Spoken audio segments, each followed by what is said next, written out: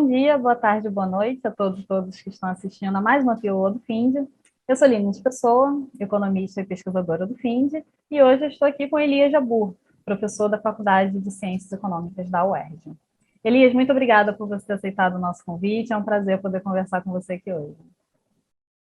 Prazer é todo meu de estar novamente no FIND, já estive uma vez fazendo uma apresentação e hoje para responder algumas questões aí que estou aqui ansioso para saber quais são e o que eu vou responder. Vamos lá. Bem, então, para a gente começar a nossa conversa, eu queria primeiro pedir para você falar um pouco sobre a importância de existir um planejamento econômico. Porque contrastando com o debate público e econômico, que muitas vezes advoga que o planejamento estatal seria necessário somente em períodos de choques e crises econômicas, por que seria interessante que esse planejamento seja uma estratégia permanente dos países?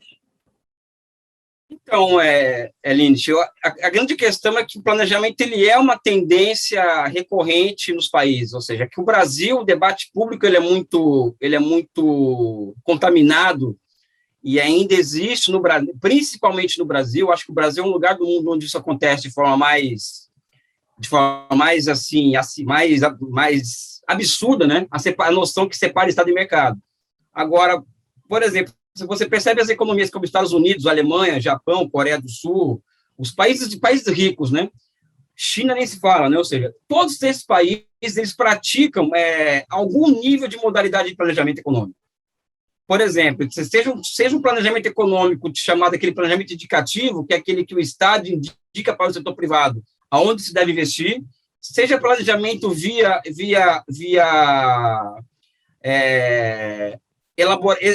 instituição de mecanismos de socialização de investimento, ou seja, políticas monetárias, fiscais, cambiais, etc., que induzam investimento privado, isso também é uma forma de planejamento, tá? Ou então planejamento de tipo socialista, como na China, em que aí já é uma outra conversa, né?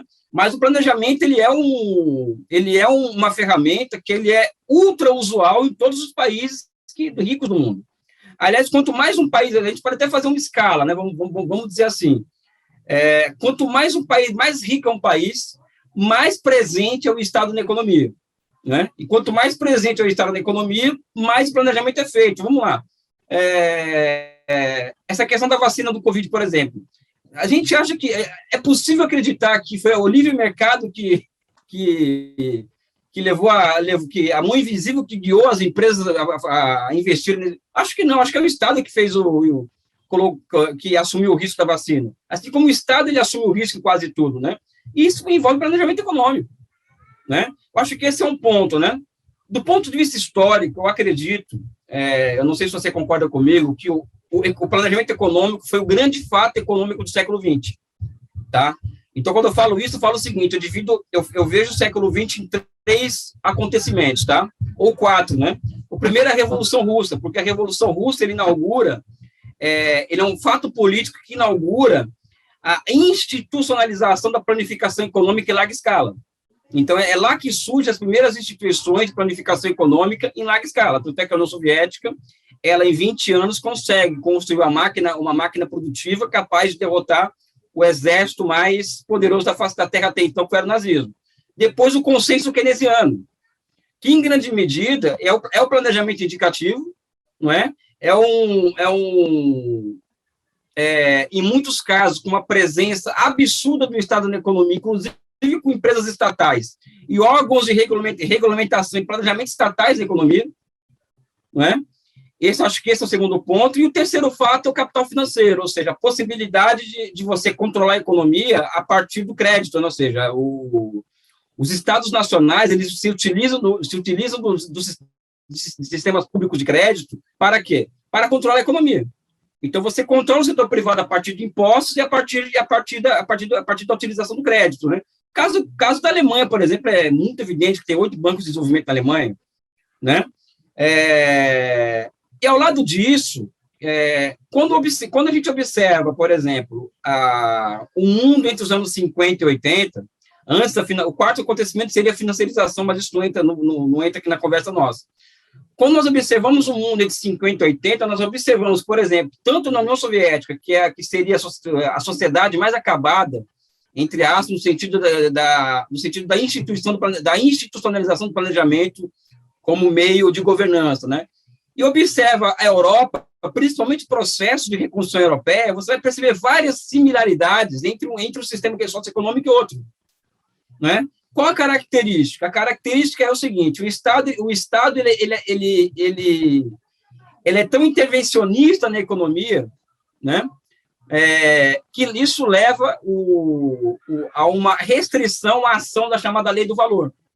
E quando se restringe a ação da lei do valor, o que acontece? Você cria condições para quê? Para que você tenha um Estado e uma economia voltada a grandes projetos, porque os grandes projetos eles têm maturação somente no longo prazo.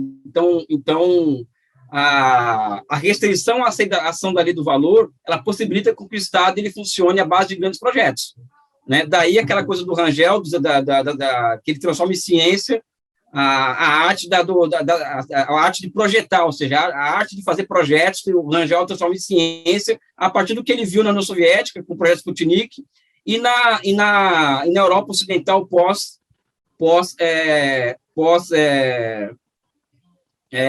Segunda Guerra Mundial, né? Acho que esse é um contexto mais histórico e, atualmente, é impossível falar em desenvolvimento econômico, em capitalismo, não estou nem falando de socialismo, tá? Porque isso é outro departamento, sem falar em planejamento econômico, né? Ou seja, de uma forma ou de outra, o Estado acaba controlando a sua economia, e o ato de controlar já é um ato de planejar, né? Por exemplo, os Estados Unidos via compras governamentais, por exemplo, né? Então, tudo isso envolve planejamento. Envolve engenheiros de projeto, envolve economistas de projeto. Na Alemanha, por exemplo, o economista não vai para o mercado financeiro. Na Alemanha, o economista ele vai ser um economista de projeto, né?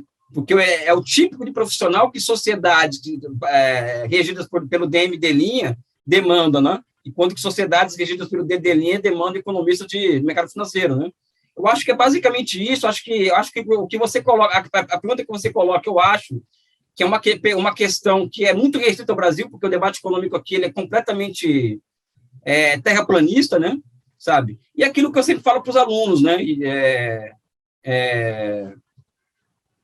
O livre mercado, tem gente nossa, do nosso campo, que acredita que existiu isso. Eu acho que nunca existiu livre mercado, porque o capitalismo é uma criação estatal, a moeda é uma criação estatal, as instituições de mercado são criações estatais. Então, essa conversa que separa Estado e mercado, ela é muito mais um arcabouço teórico para abrigar uma ideologia reacionária do que um discurso científico por si, né?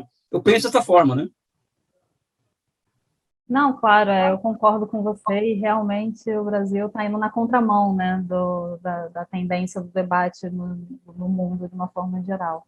Né? E aí, mas falando, né, sobre essa questão do planejamento, a gente sabe que a China é um grande exemplo, né, de um país que tem um planejamento econômico.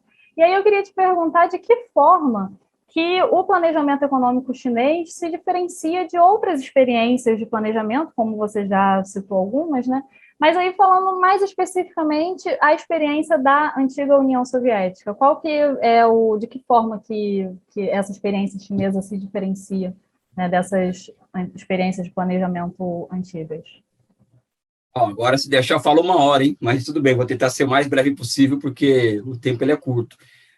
Primeiro, nós temos que observar que o planejamento soviético ele foi assim foi revolucionário, tá? Foi, como eu disse aqui, foi o grande fato econômico do século XX foi o planejamento soviético, né? Ou seja, um país que sai de uma condição semi-feudal em 17, com 80% da população analfabeta, e lança um ser vivo ao espaço em 57, 40 anos depois, não é qualquer coisa, né? E o planejamento soviético ele é a primeira experiência que possibilita com que nós tenhamos acesso, não somente acesso às chamadas leis de movimento do capitalismo ou das leis econômicas em gerais, mas a possibilidade de utilização de todo um acervo de conhecimento histórico, de leis de movimento, etc., em nosso favor. É o que o outro dizia, que eu esqueci o nome do autor, dizia o seguinte, ou seja, é a arte de transformar uma correnteza em energia hidrelétrica, por exemplo, né? Ou seja, é utilizar as leis econômicas ou as leis da natureza a favor do ser humano, né? Isso é a essência do planejamento, e isso, inclusive, é o que o Marx chamaria de início da história da humanidade. Porque a pré-história da humanidade, inclusive, é o quê? A pré-história da humanidade é aquele momento histórico em que as pessoas elas vivem sem saber como as coisas funcionam. Na medida que você passa a conhecer como os sistemas deles funcionam, os sistemas econômicos comparados, né, o planejamento acaba se transformando numa ferramenta política de altíssima envergadura, né, para alcançar objetivos estratégicos. A União Soviética, ela é um planejamento central, ou seja, primeiro centraliza os meios de produção e recursos nas mãos do Estado, né, e a partir dessa possibilidade do balanço de materiais, que envolve a socialização da produção, planeja essa economia. Né? Então, você tem todo um trabalho de contabilidade nacional, de contabilidade social, que isso tudo surge na União Soviética, inclusive, uma parte. Né? Aliás, a professora Carmen Feijão é uma referência nacional nesse debate. Né? A União Soviética era promissora nisso. Então, quando a União Soviética ela consegue reunir todas as informações possíveis e necessárias para conduzir os seus projetos, né, ela inaugura o chamado planejamento central. Ponto. Não existe uma economia de mercado, não existe setor privado, tudo se concentra na mão do Estado, e na medida que o Estado ele concentra recursos, ele pode também distribuir os recursos em concordância com os interesses do Estado e da sociedade. Tá? A grande questão é que o planejamento central ele vai se tornando, ao longo do tempo, algo que vai inclusive, travando, vamos dizer assim, algo que é ultra necessário, que é o progresso tecnológico. Se, de um lado, a União Soviética ela foi vanguarda na disseminação da ciência e da tecnologia, ela foi a primeira a enviar o ser humano ao espaço, o ser vivo. Por um outro lado, a União Soviética ela cai em uma armadilha, que é qual? O capitalismo ele cria, Linit, mecanismos de destruição criativa. Né? Então, as tecnologias, as antigas vão sendo substituídas pelas novas, com altíssimo custo social, evidente. Né? E também existe no Ocidente a possibilidade de casamento entre empresa, banco e universidade. Na União Soviética, os institutos de pesquisa, eles estavam diretamente ligados a quem? Aos complexos militares. Não era a universidade e nem o sistema financeiro. E, além disso, toda a economia soviética era voltada para a guerra, porque a União Soviética é uma experiência histórica condicionada por um cerco ocidental. Então, tudo que a União Soviética fazia era pensando numa possível guerra. Né? Uma economia dessa, por exemplo, ela não conseguiu criar mecanismos de substituir a chamada destruição criativa. Isso levou a quê? Vou dar um exemplo aqui, por exemplo. O lingotamento sintético da siderurgia nasce na União Soviética, que é uma das tecnologias que inaugura a terceira revolução industrial. Então, nasce na União Soviética, e só que o Japão importa isso, né? E o Japão espraia isso na sua economia, né? Na própria siderurgia. A União Soviética, como isso poderia trazer um custo social muito alto, que seria o desemprego, se você percebe o seguinte, na União Soviética, a siderurgia soviética, no final da década de 80, tinha unidades com altíssima produtividade e unidades com pouca produtividade. Então, a produtividade média do sistema era menor que nos países capitalistas. Né? Então, a China, por exemplo, o que ela faz? Então, acho que essa é uma característica do planejamento soviético, ou seja, tem várias possibilidades que foram abertas por aquela experiência, mas teve um limite. A história vai colocando limites para aquela experiência. A China, o que ela faz? A partir de 78, ela fala para o mundo, olha, eu quero fazer parte do mundo capitalista, tá? Ou seja, eu sou um país socialista, continuarei sendo, só que eu quero entrar nessa brincadeira aí de globalização. E eu tenho uma estratégia para essa globalização. Né? Como ela entra nesse processo, e é um processo em que ela não é ela que coloca as regras do jogo, ou seja, não é ela que põe as regras em cima dos países ocidentais, o que ela faz? Ela faz uma transição do planejamento central, do tipo soviético, para um planejamento orientado, que orienta as suas empresas a atuarem no mercado. E isso em 20 anos, ou seja, um processo de 20 anos esse. Isso significou, por exemplo, desculpa, talvez eu fale demais, mas é um tema que é muito caro, né? Isso levou ao seguinte, a China teve que pegar as suas milhões de empresas, ou seja, eram milhões de unidades empresariais, estatais, e que funcionavam à base do modelo soviético, com tudo isso que eu coloquei, com a aversão à destruição criativa, essa coisa toda.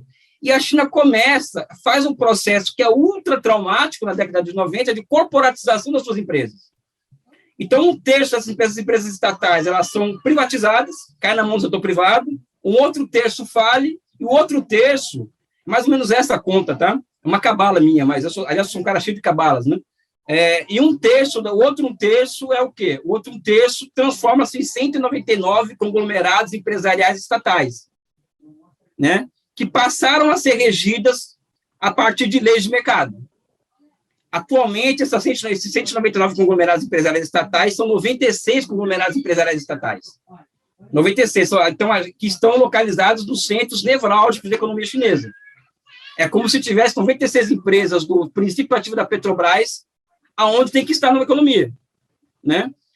E essas empresas na China, por exemplo, elas têm um organismo que é a CSAC, que é um organismo que ela é diretamente ligado ao Conselho de Estado e que ela atua dentro dessas empresas em prol dos interesses do Estado nessas empresas.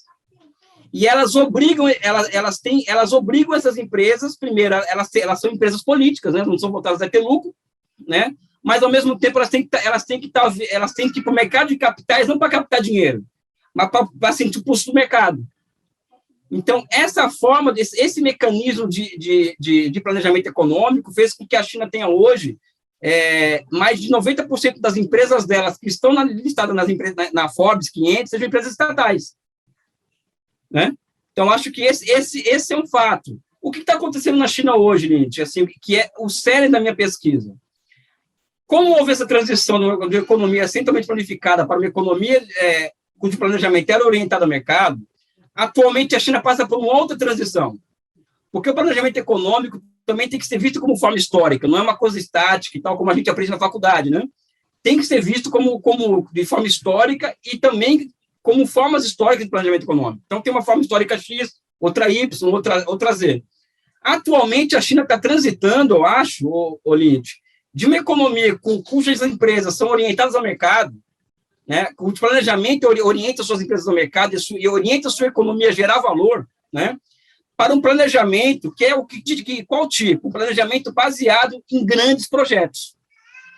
Isso significa, por exemplo, algumas coisas, né? Primeiro, que existe 2 níveis de transição na China. Primeiro, é uma transição no nível da planificação econômica, ou seja, surgem novas formas de planificação, tá? E outra que é da transformação da China em uma grande máquina de construção de valores de uso, ou seja, ela constrói um setor de máquinas e equipamentos, ou seja, durante 40 anos, muito forte. Hoje, ela é uma máquina de produzir ferrovias, hidrelétricas, portos, etc. Hoje, por exemplo, o que acontece, né? Como o projeto ele é o motor daquela economia, ou seja, quando eu falo projeto, eu estou falando ponte, de uma ferrovia, de uma ponte, dos projetos, né? Daí projetamento, né? O que aconteceu na China a partir dos anos 2000, né? Que eu acredito que é o ponto final sobre a última palavra no que está no planejamento. A partir dos anos 2000, as políticas industriais chinesas passaram a ser muito proativas em matéria de ciência e tecnologia, porque a China chegou a um ponto em que se exaustou a relação de complementaridade tecnológica dela com os Estados Unidos e com o Japão. Então, a China passa a construir um chamado Sistema Nacional de Inovação Tecnológica, centrado nessas empresas estatais. Olha só, aqui no Brasil, estatal ela é mal vista, na China é o núcleo por onde as coisas acontecem.